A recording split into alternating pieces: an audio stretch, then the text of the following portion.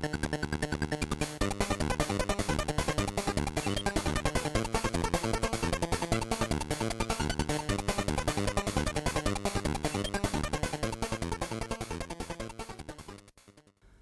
hello, I'm Kråkan, also known as Corvus Cornix, and welcome to Yacc, yet another Crowcast where I pick a game I played for a week and then I talk about it. This week's game is Kirby's Dreamland 2 for the Gameboy. It was released in 1995 and it's a cute platformer developed by HAL Laboratory and published by Nintendo. And also there will be spoilers up ahead, just so you know, but first a little backstory. So on last week's episode I visited Retromania in Västerås and I picked up a couple of Kirby games and accessories. So that's why I played this game this week. Nothing other in particular. So if you play this game on the Super Game Boy, you get a cute border with all the animal companions. You got Rick the hamster, Kenny the fish, and Coo the owl. So these slide in at the beginning of the game, like through anime style, which is kind of a cool effect. So a funny thing about these animal companions, I never knew them by name until I saw a playthrough of this game on YouTube with the Super Game Boy accessory.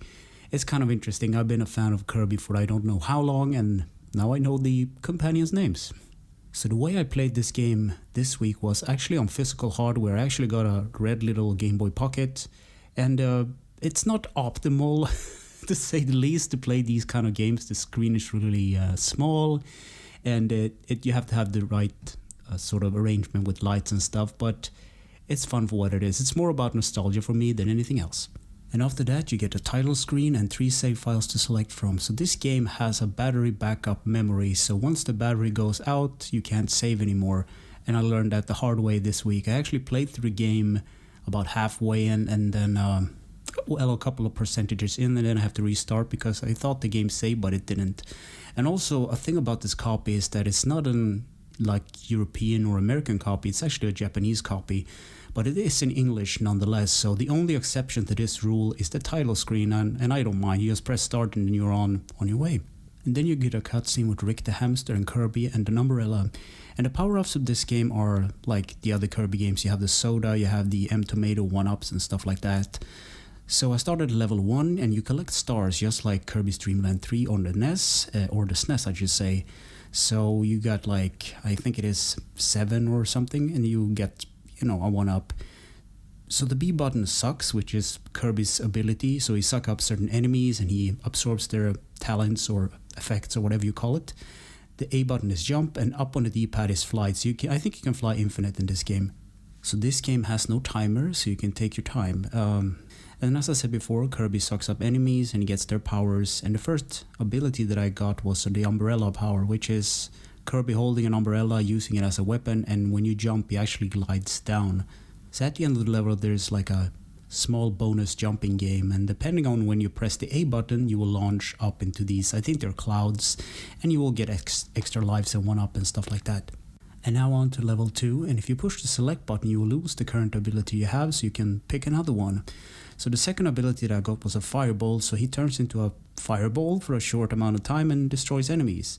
And also saved Rick from a mini-boss, the hamster guy. And also when you have an animal body, the music changes. And all the abilities that you have will change a bit depending on the partner that you have. And also there's the bonus game again with the jumping, and because you have Rick now is also included in the jumping. So that's kind of cute actually. And then it's on to level 3, and here's where I found the first rainbow fragment, and these are necessary to complete the end boss of this game, the dark matter boss, the nightmare creature. You need to collect 7 of them, I believe, and then you get the final boss. I think it also counts at the 100% in game challenge. And now it's time for the first boss, the tree from, well, I think he's in every Kirby game. So you spit apples at him and you deal with him, avoid his attacks. The classic rule scheme never changes.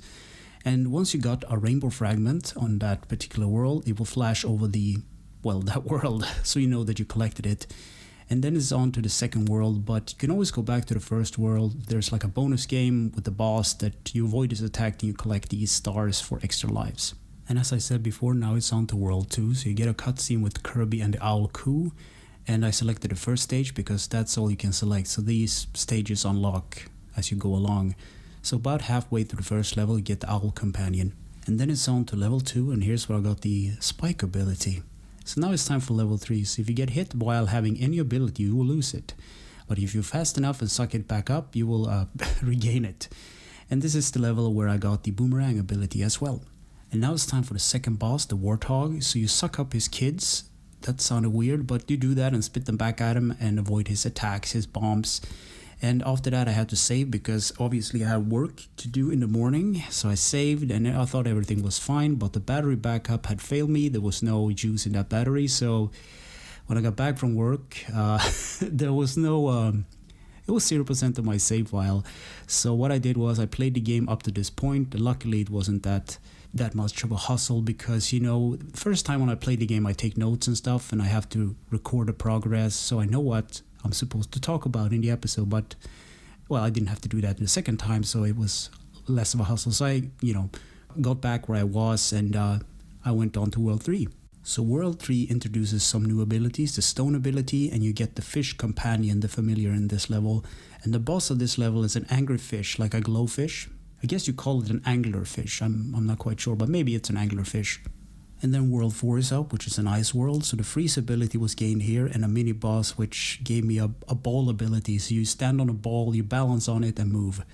So this is about 29% into the game, and since I can't save, I had to put the game down because obviously work the next day. So, I mean, I would like to play more, but if I don't have the option of saving, I have to complete the game in one go, and that's not possible with my current life as it is.